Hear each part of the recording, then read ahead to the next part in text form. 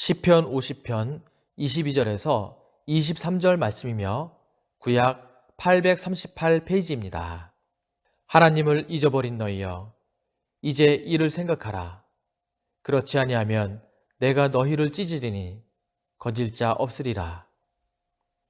감사로 제사를 드리는 자가 나를 영화롭게 하나니 그의 행위를 옳게 하는 자에게 내가 하나님의 구원을 보이리라. 아멘. 오늘 특별히 감사주의를 기해서 여러분 아마 나름대로 감사헌금을 추수감사헌금을 준비하였으리라 생각됩니다. 이 추수감사주의를 기해서 하나님 앞에 이런 삶을 주신 하나님 앞에 감사하고, 아까도 말씀드렸다시피 누군가 그냥 보는 거 아무것도 아닌 것 같지만 누군가에게는 나도 한번 좀 봤으면 좋겠다, 이런 소원을 가진 사람들이 있다니까요. 누군가 그냥 들리는 것 같지만 누군가에게는 나도 한번 들었으면 좋겠다, 이런 사람도 있다니까요. 누군가는 그냥 막 식욕이 왕성해서 돌도 막 씹어 먹지만 누군가에게는 물 한 모금도 마셨으면 좋겠다 하는 이런 소원을 가진 사람들이 있습니다. 누구는 그냥 걷고 다닌 것 같지만 누군가에게는 정말 그것이 내 인생에 한번 걸어봤으면 좋겠다, 이런 소원이 있는 사람이 있다니까요. 누군가는 정말 내 손으로 뭔가 좀 했으면 좋겠다 하지만 정말 누군가에는 있는 것도 감사하지 못한 사람들 얼마나 많습니까? 그러고 보면 우리는 너무나도 많은 것을 가지고 있고 누리고 있다는 것이에요. 그렇게 생각하시는 분들만 크게 아멘 해봅시다. 아멘, 아멘. 자, 오늘 시편 50편 22절서 23절에 있는 말씀을 통하여서 감사함으로 하나님께 영광을 이라는 제목으로 말씀을 선포할 때 하나님 크신 은혜가 함께 하시기를 바랍니다. 오늘은 제가 설교를 한 10분 정도 이렇게 하려고 이렇게 구상하고 이렇게 준비해 왔습니다. 왜 그러냐면은 이따가 좀 감사를 좀 많이 나누려고. 지난 주일날 제가 말씀드렸지요. 너무 짧더라도 우리 목사님이 이렇게 설교를 부실하게 왔나, 기도 많이 하지 않은 것이 아닌가 이러지 말고 제가 충분히 준비했습니다. 그리고 매일 자던 시간에 잤습니다.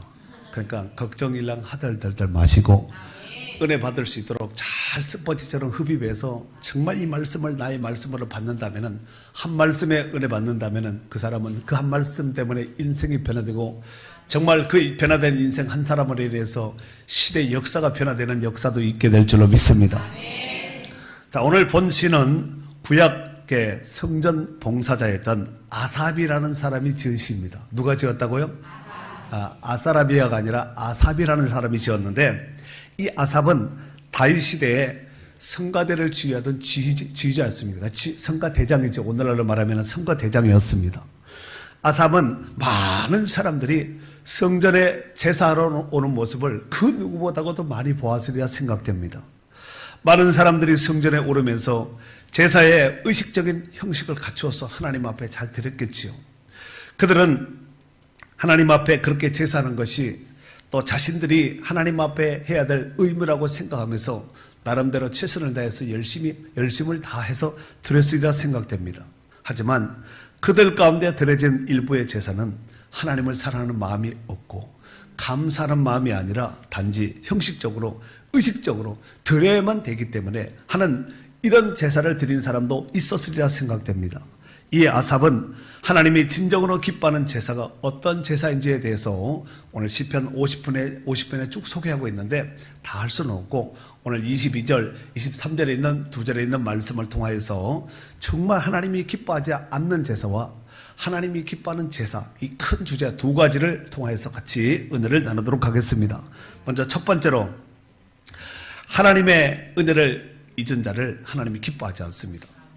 하나님은 하나님의 은혜를 기억하고 하나님 앞에 감사하고 이런 자를 기뻐하거든요. 근데 하나님을 기억하지 않는 사람은 하나님의 은혜에 대해서 감사도 모르겠죠. 반대로 역으로 생각하면 하나님의 은혜를 모르는 사람은 하나님 기억하지 않는 사람이라 이렇게 생각하면 맞습니다. 자, 먼저 22절 본문 말씀을 다 같이 읽도록 하겠습니다. 하나님을 시작. 하나님을 잊어버린 너희여, 이제 이를 생각하라. 그렇지 아니하면 내가 너희를 찢으리니 건질 자 없으리라. 아멘. 여러분도 잘 아시다시피 이스라엘 백성들은 애굽에서 약 430년간 종살이를 했습니다. 노예 생활을 했다는 말입니다. 그런데 하나님께서 세우신 지도자 모세의 인도함을 통해서 그들은 정말 애굽 사람들이 상상치도 못하고 깜짝 놀랄 만한, 이스라엘 백성들은 더 상상치도 못할 깜짝 놀랄 만한 이벤트적인 이 사건이 바로 유월절 사건을 통하여서 하나님께서 그들을 출애굽을 하게 되었습니다. 얼마나 기뻤을까요? 그런데 나오자마자 어디냐면은 광야입니다. 여러분, 광야는 사람이 살 수 없는 곳입니다. 그런데 하나님께서 그들의 형편을 잘 아시고 40년 동안 구름 기둥과 불 기둥으로 함께 해주셨고, 또 그들의 양식인, 광야 양식인 만나를 40년 동안 그들에게 먹이셨다는 것입니다. 그리고 시내산에서는 그들이 구원받은 하나님의 백성들이 살아야 될 지침서인 계명을 주셨습니다. 그리고 계명을 주시면서 하나님께서 신신당부한 것이 있습니다. 그것이 뭐냐면은 하나님을 잊지 말랍니다. 뭐 하지 말라고요? 신명기 6장 12절 말씀에 보면은 너는 조심하여 너를 애굽 땅 종되었던 집에서 인도하여 내신 여호와를 잊지 말고 그랬습니다. 누구를 잊지 말라고요? 하나님을 잊지 말라는 것입니다. 여러분, 한번 생각해 보시기 바랍니다. 이스라엘 백성들에게 베풀어 주신 하나님의 은혜를 생각하면 어떻게 그들이 하나님을 잊을 수가 있습니까? 어떻게 하나님을 배신할 수 있고 어떻게 하나님 앞에 원망불평할 수가 있겠습니까? 그렇잖아요?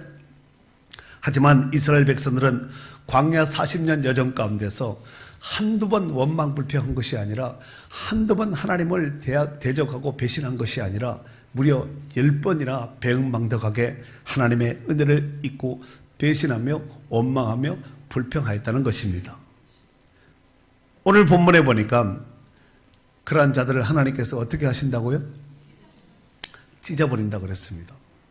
여러분, 찢는다는 이 용어는 맹수가 먹잇감을 사냥할 때 물고 찢어버리는 그 단어를 쓴 거거든요.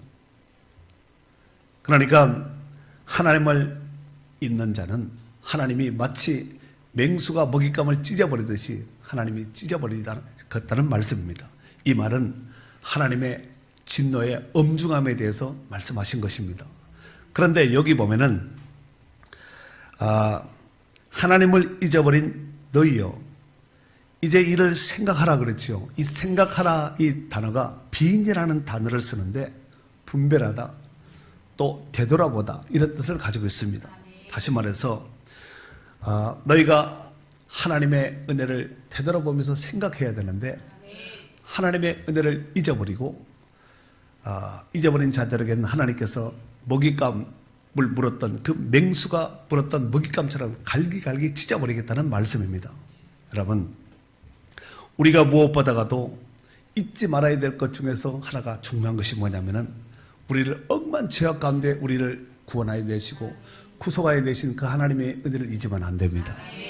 다른 걸 좀 잊는다 할지라도 지난주에 하나님께서 베푸신 감사를 혹 잊는다 할지라도 억만 죄악 가운데에서 우리를 건져내시고 구원하신 그 하나님의 은혜를 어떻게 잊을 수가 있겠습니까? 에베소서 2장 3절에서 5절에 보면은 이런 말씀이 있습니다. 전의 삶에는 우리도 다 그 가운데서 우리 육체의 욕심을 따라 지르며 육체와 마음에 원하는 것을 하여 다른 이들과 같이 본질상 진노의 자녀이었더니 긍휼이 풍성하신 하나님이 우리를 사랑하신 그 큰 사랑을 인하여 허물러 죽은 우리를 그리스도와 함께 살리셨고 너희는 은혜로 구원을 받은 것이라 그랬습니다. 하나님의 은혜로 우리가 구원을 받았다는 것이에요.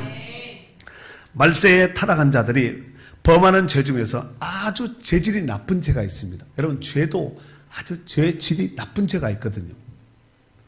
그것은 하나님의 존재 자체를 부정하며 의도적으로 있는 겁니다. 그냥 있는 것이 아니라 깜빡해서 있는 것이 아니라 의도적으로 고의적으로 있는 것입니다.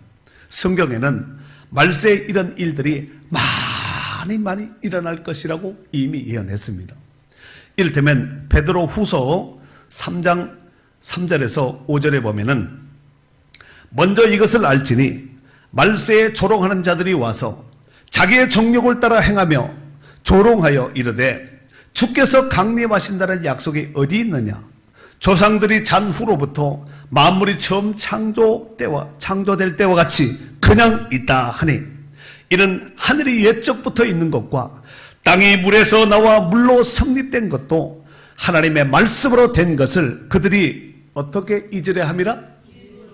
일부러 잊으려 함이로다 그랬습니다. 의도적으로 고의적으로 하나님의 은혜를 하나님이 하지 않았어 이렇게 해서 잊었다는 것입니다.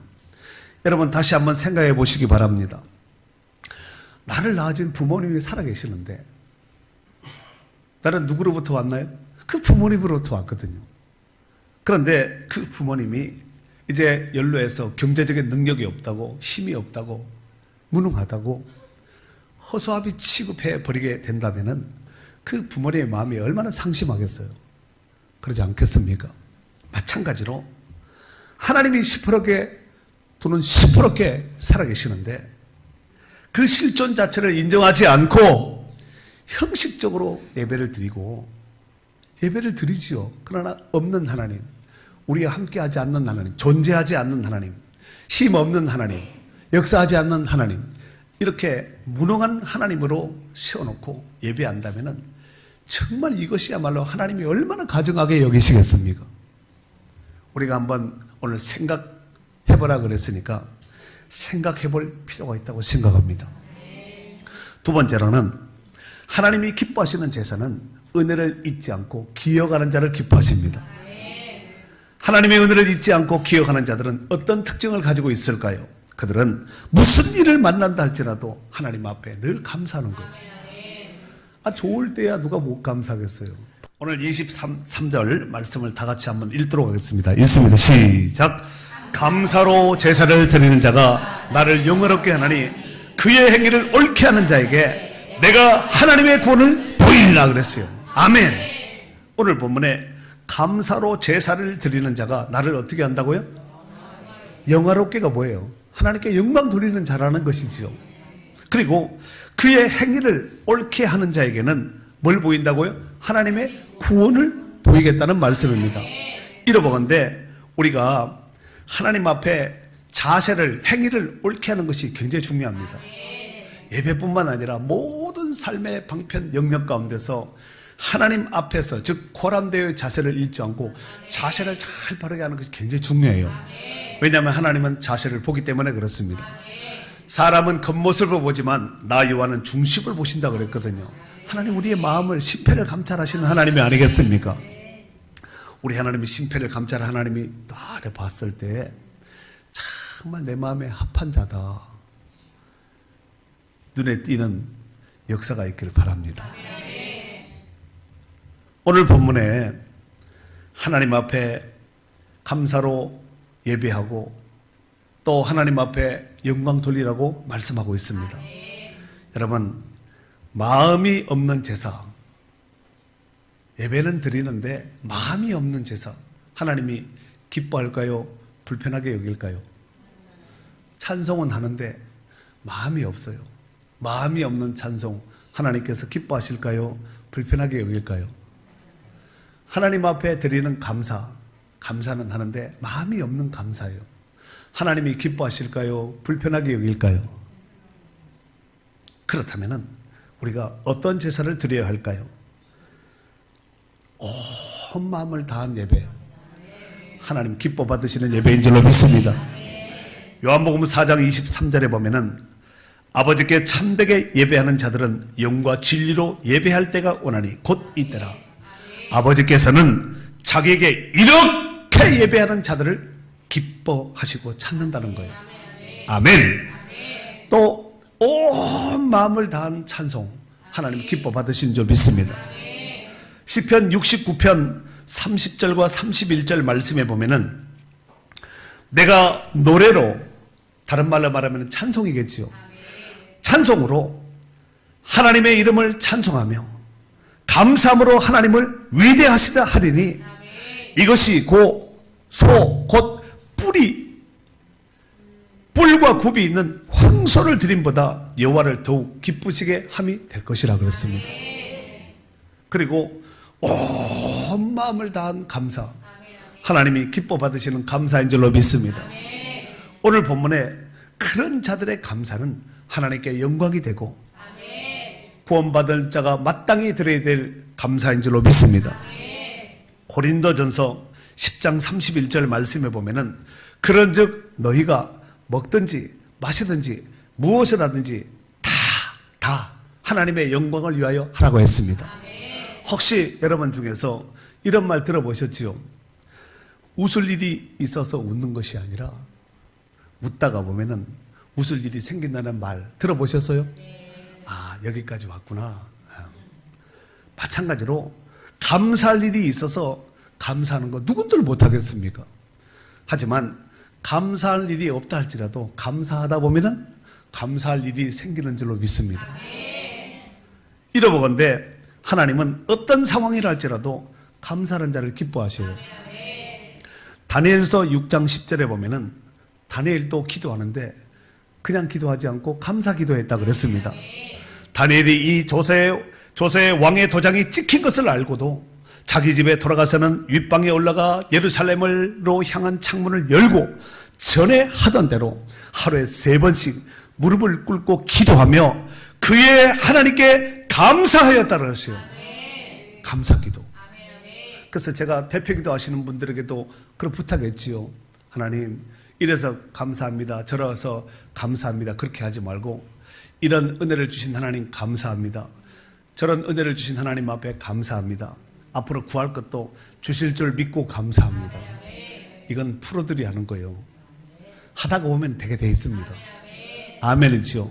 지금은 연약하고 지금은 몸도 불편하지만 하나님, 지금이 아니라 앞으로 하나님께서 강하게 하시고 하나님께서 건강 주실 줄로 믿고 감사합니다. 축복 주실 줄로 믿고 감사합니다. 내 자녀가 동서남북 각처에서 선한 영향을 끼치면서 하나님 앞에 영광 돌리는 축복의 자녀가 될 줄 믿고 감사합니다. 믿고 감사하는 것이 이게 보통 감사가 아니에요. 다니엘이 바로 그 기도했다는 거예요. 빌립보서 4장 6절에 보면은 아무것도 염려하지 말고 다만 모든 일에 기도와 간구로 너희 구할 것을 하나님 앞에 어떻게 하라고요? 감사함으로 하나님께 아뢰라 그랬습니다. 그냥 신경 쓰지 말고 주실 줄 믿고 하나님 앞에 감사함을 아뢰라는 거예요. 데살로니가전서 5장 18절에는 범사에 감사라, 이는 그리스도 예수 안에서 너희를 향하신 하나님의 뜻이라는 거예요.